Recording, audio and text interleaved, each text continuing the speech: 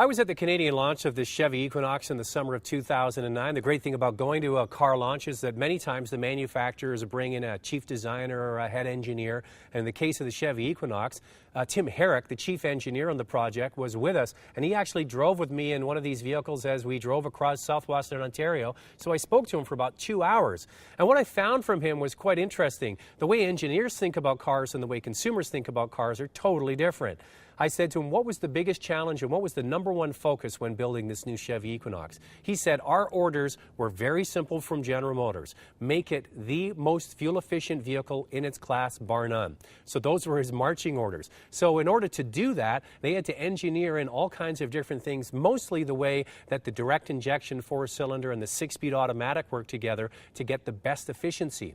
Now, he mentioned to me that one of the things that they did was they locked up the torque converter. Now, what that does is it makes a low-level resonant noise inside the vehicle. So to solve that problem, they engineered something else into the car. They put noise-canceling technology inside the four-cylinder versions. So when you're driving along, if there's a low-level noise because of the torque converter, it is canceled out inside the cabin. They did plenty of tests, switching it on and switching it off with people inside the vehicle, and they could really tell the difference. So when you drive a vehicle, know that the engineers have done all kinds of little tricks to make it efficient yet comfortable to drive in.